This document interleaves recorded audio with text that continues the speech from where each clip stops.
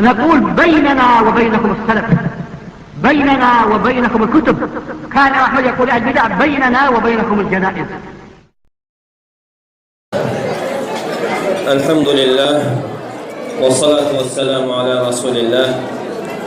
أشهد أن لا إله إلا الله وحده لا şerike له وأشهد أن محمدا عبده ورسوله أما بعد. Ve bize tebriklere koşulur, kardeşimize tebrik edir. Ve Allah Resulü sallallahu aleyhi ve sellem ettiği dua ile dua edirik. Barakallahu leke ve baraka aleyke ve cema'a beynekuma fi hayr. Allah Teala bu izdivacı hayırlı, bereketli etsin. Allah Teala bu evliliği Allah'ın rızasına, razılığına artıran biri olsun. Ve bu evlilikte ne kimi hayırlar varsa Allah Teala hamısını kardeşimiz için yazsın. Ve hemçinin Allah Teala isteyir ki Allah Teala onlara Allah'ı seven, Allah'a itaatte büyüyen zürriyet bahşeylesin. Ve bildiğimiz gibi evlilik yani büyük nimetlerden biridir Allah Teala'nın bahşeylediği. Çünkü Allah Teala evlilik sayesinde insanı koruyor, onun dinini koruyor, namusunu koruyor ve hemçinin neslini koruyor. Yani şer'i evlilik sayesinde insanın nesli karışmaktan korunur. Ve hemçinin dinin korunmağına geldikte Peygamberimiz sallallahu aleyhi ve sellem buyurur ki men razakahullahu zevceten saliheten fekad a'anehu ala nisfi dini.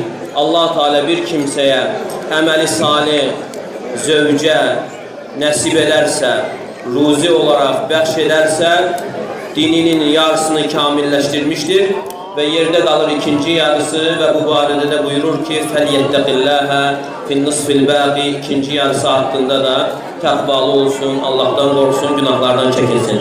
Yani hadis de onu bildirir ki yani insan evlenmeden korunması, dinini korunması, namusunu ve neslini korunması mümkün değil ve aynı zamanda en esaslı olan dinini korunması çok çetindir. Yani insan evlenmekle dininin yarısını kamilleştirir ve üzerine düşen ikinci yarısı hakkında ise günahlardan çekinmesi, Allah'tan yani korkmasıdır.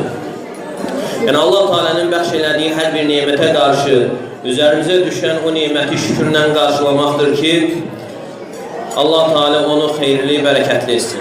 Çünkü Allah Teala buyurur ki لَاِنْ شَكَرْتُمْ لَازِيدَنَّكُمْ وَلَاِنْ كَفَرْتُمْ اِنْ عَذَابِ لَشَد۪يدٍ. Eğer siz şükretseniz ben size olan nimetimi artırırım. Eğer küfretseniz benim azabım bir o kadar da şiddetlidir. Yani her bir nimetin karşılığı şükür olmalıdır. Eğer şükür ederse insan Allah Teala o nimeti hayırlıdır, bereketlidir ve devamlıdır. Çünkü bereket Allah Teala tarafındandır ve bereket de bir şeyin hayırlı olması ve devamlı ve sabit olması demektir. Eğer bir emelin ve bir işin hayırlı ve sabit, devamlı olmasını veya da herhangi bir nimetin devamlı olmasını istəyiriksə, yani o nimet şükürlə karşılanmalıdır. Eğer şükürlə karşılanmadısa o nimet aradan kalkacaktır. İbn-i Qayyim Rahimullah buyurur ki saadetin ünvanı, xoşbəxtçiliğin ünvanı üçtür. İzâ un'ime aleyhi şekar, yani nimet verildiği zaman şükreder. Ve izâ btuliye sabar, musibet geldiği zaman sabreder. Ve izâ eznebe istagfar, ve günah ettikten sonra derhal tövbe eder, istiğfar eder, bağışlanma dileyer. Yani bu üç şey xoşbəxtçiliğin ünvanıdır, saadetin ünvanıdır. Yani bayağı artık təbriklerde de yani xoşbəxtçilik istenildi, dua olarak herkes bu dünyada esas gayesi xoşbəxt olmaktır, o saadete nail olmasıdır. Yani o xoşbəxtçilik nedir? Yani necə əldə olunur? Yani bu üç şeyle insan onu elde edebilir. Onlardan birincisi, yani bir nimet verildiği zaman o nimeti şükürle karşılamalı ve musibet geldiği zaman onu sabırla karşılamalı ve günahdan sonra derhal tövbe etmesidir. Yani Allah Teala bir kuluna tövbe kapısını açarsa yəni ona xeyir istəmişdir. Allah Teala yəni bir quluna xeyir istəyərsə, yəni ona tövbə qapısını açar. Yəni günaha düşdüsə, dərhal tövbə edənlərdən olar, yəni onu gecikdirməz. Yəni iman neməti, yəni elə bir nemətdir ki, yəni ona üz verən hər hansı bir halı düzgün qarşılamasına müvəffəq olur o nemət sayəsində. Onlardan birincisi, nemət verildiyi zaman onu şükür edir və o neməti verənin razılığı yolunda xərcləyir, sərf edir və müsibət gəldiyi zaman səbr edir və razı qalır Allahın bölgüsünə və hətta bundan da yuxarı dərəcə yenə müsibətdə də şükür etməsidir və üçüncü isə günahdan sonra dərhal tövbə etməsidir. Yəni xoşbəxtçilik, əsl saadət hamı onu istəyir, ona nail olmaq istəyir, amma o nədir xoşbəxtçilik? Yeyilir, içilir. Yəni əsl xoşbəxtçilik qəlb rahatçılığıdır, qəlbdə olan hüzur və qəlbdəki hüzuru da əldə etmək üçün insanın bu tövsiyələrə riayət etməsidir. Ən əsası da imandır və həmçinin salih əməldir. Necə ki Allah Teala Nəhl surəsi 97-ci ayədə buyurur: "Mən amilə salihan min zəkerin əv unsə və huvə mu'min fələnuhiyyənəhu həyatan tayyibə." Hər hansı kişi və yaxud da qadın iman gətirdiyi halda salih əməl edərsə, biz ona xoş həyat verərik. Biz ona xoş həyat verərik. Baxın, yəni Allah Teala demədi ki, biz ona bol ruzu verərik, mal dövlət verərik. Demədi. Biz ona xoş həyat verərik. Yəni alimlər bu ayədən fayda olaraq çıxarır ki, iman gətirib, salih əməl edən insan hər bir halında xoşbəxtdir. Hər bir halında xoşbəxtdir. Nemət verilir, şükür edir, xoşbəxtdir. Müsibət gəlir, səbr edir, yenə xoşbəxtdir. Yəni o insan xəstələnir, xoşbəxtdir və digər sıxıntılarla qarşılaşır, yenə xoşbəxtdir. Kasıblıq üz verir, yenə xoşbəxtdir. Çünki o insanda ona üz verəcək hər bir halı qarşılamaq üçün əsas var, qayda var. O qaydalara əsasən düzgün qarşılayır. Və ona görə də İbn Qayyim Rahiməhullah da buyurur ki, yəni bu üç şey səadətin ünvanıdır. Nemət verildiyi zaman şükür etmək və müsibətdə səbr etmək və günahdan sonra dərhal tövbə etmək. Çünki insan ya nemət içərisində və yaxud müsibətdə və yaxud da günah içərisindədir və bunları düzgün qarşılayarsa, Allah Teala'nın verdiyi hər bir neməti şükürlə və müsibəti səbirlə qarşılayarsa və günaha düşdükdən sonra dərhal Allaha tərəf yönəlib tövbə, istiğfar edərsə, bağışlanma diləyərsə, yəni yenə insanda olan naqisliklərə baxmayaraq, yəni xoşbəxtçiliyi, səadəti əldə edənlərdən olar. Və Peyğəmbərimiz sallallahu aleyhi və səlləm bir hədisində buyurur ki, "Acəbən li əmril mümin." Mən müminin işinə təəccüblənirəm. "İnnə əmrəhu kulləhu ləhu xeyr." Onun hər bir iş onun xeyrinədir. "İn asabətu sərrau şəkərə fəkənə xeyran ləh." Ona sevinç, nemət gəldiyi zaman, üz verdiyi zaman şükr edər, onun xeyrinədir. "Və in asabətu darrau sabara fəkənə xeyran ləh." Müsibət gəldiyi zaman səbr edər, yenə onun xeyrinədir. "Fəleysə dəlikə illə lil-mümin." Bu mömindən başqası üçün ola bilməz. Yəni hər bir halda o xeyri qazanmaq, həm nemətdə və həmçinin müsibətdə xeyri əldə edənlərdən olmaq yalnız iman əhlinə aiddir. Niyə?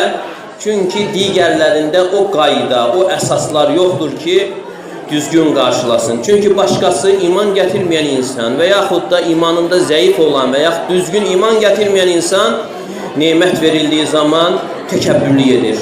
Nemət verildiyi zaman şükr eləmir və onu özündən görür. Deyir ki, bunu öz təcrübəmə görə, öz bacarığıma görə, öz ağlıma, elmimə görə əldə eləmişəm. Yəni neməti Allaha mənsub eləmir və yenə rahat ola bilmir. Çünki o nemətin itmə qorxusu insanda yaranır. Neçə insanlar vardır ki, yəni başqa ölkəyə səfər edə bilmir. Niyə? Oğurlana bilər. Yəni bir ölkədən, yəni yaşadığı ölkədən başqa yerə səfər etməyə qorxan insanlar var. Yəni artıq Allah Teala verir, amma yenə rahat deyil. Qorxur ki, oğurlana bilər, itə bilər, yana bilər. Və həmçinin müsibət gəldiyi zaman isə yenə səbr edə bilmir. Vay-şivən qoparır, saçını yolur, üzünü vurur və sinəsini cırır. Yəni bu insan bu hərəkətləri ilə sözsüz ki, müsibəti geri qaytara bilmir. İkinci, əsəbi xəstəliyə tutulur. Üçüncü, əgər səbr etsəydi, çox böyük savablar əldə edəcəkdi, onu itirir. Çünki Peyğəmbərimiz sallallahu aleyhi və səlləm buyurur ki, Allah Teala Quranda buyurur ki, İnnəmə yuvaffəs sabirun əcrahum bi qeyri hesab. Yəni səbr edənlərin mükafatı hesabsız veriləcəkdir. Onu itirir. Və dördüncü isə ən dəhşətlisi, ən acısı, aləmlərin Rəbbinin qəzəbini qazanır. Səbr etmədiyinə görə, vay-şivəni qopardığına görə, başını divara çırpdığına görə. Çünki Peyğəmbərimiz sallallahu aleyhi və səlləm buyurur ki, İnna Allah ilə həbbə qavmən ibtələhum. Allah Teala bir qövmü sevərsə, onları imtihana çəkər. Fəmən radiyyə fələhur rida. Kim o müsibətdə razı qalarsa, ona Allahın razılığı vardır. Və mən səxita fələhus suxt. Və kim qəzəblənərsə, ona Allahın qəzəbi vardır. Deməli, insan qəzəblənməklə 2 qat və yaxud da daha artıq müsibəti əldə etmiş olur. Amma iman əhli isə hər bir halında hüzur içərisindədir, xoşbəxtliyi, səadəti əldə edənlərdən olur. Yəni, vallahi, bu başqa bir yerdə ola bilməz. Yəni, insan dindən, imandan uzaq olaraq dünyada istədiyi hər bir şeyə əli çatsa da, istədiyi maşını alsa da və yaxud da istədiyi qəsirdə, villada yaşasa da, yenə o insan xoşbəxt ola bilməz. Çünki Allah Teala buyurur, وَمَنْ أَعْرَضَ عَنْ ذِكْرِ فَإِنَّ لَهُ مَعِشَةً ضَنْكَ. Kim mənim zikrimdən uzaq olarsa, onun güzaranı, yaşayışı sıxıntı içərisində olar. Yəni o insan istədiyini yesin, ən bahalı yeməklər yesin, ən bahalı paltarlar geyinsin və hətta qəsirlərdə, villalarda yaşasın, yenə xoşbəxt ola bilməz. Yəni bunu hər bir insan da yoxlaya bilər, təcrübədən keçirə bilər və görəcəkdir, neçə-neçə insanlar var, milyardı var, milyonları var, villadan çıxır, amma üzündən zəhriman yağır. Yəni üzündə insanın rahatlıq, gülümsəmə yoxdur. Niyə? Çünki qəlbində olmadığı üçün. Yəni qəlbində olmadığı üçün insanın üzünə də çıxmır. O yaşayışında da insan onu tapmır və qəlbə də o rahatçılığı, hüzuru yerləşdirən, bizi yoxdan var edən, yaradan Rəbbimizdir. Və bizim də o xoşbəxtçiliyimiz, azadlığımız, hürriyyətimiz, izzətimiz və şərəfimiz dinimizlə, ibadətimizlədir. Əgər azad olmaq istəyirsə, ibadət eləməliyik. İzzətli olmaq istəyiriksə, ibadət eləməliyik. İbadətdən uzaq olmaqla azadlıq, hürriyyət, şərəf, izzəti istəyiriksə, vallahi bu mümkün deyil. Mümkün olan bir şey deyil. Ola bilər, insan zahirən nə isə əldə eləsin, amma o insan özü özlüyündə zəlilliyi var və hətta insanlar tərəfindən də onu hiss edə bilir və insanlar da ona nifrət edir. Yəni qəlblərində ən nifrət bəslədiyi kimsəyə çevrilir günahlarına və asiliklərinə Allaha qarşı çıxdığına görə. Və Allah Teala'dan istəyirik ki, Allah Teala xalqımıza hidayət etsin, doğruya müvəffəq eləsin, eşidib yaxşına tabi olanlardan etsin. Allah Teala qardaşımızı da ailəsi ilə birgə həm bu dünyanın və həmçinin ahirətin saadətini qorşursun.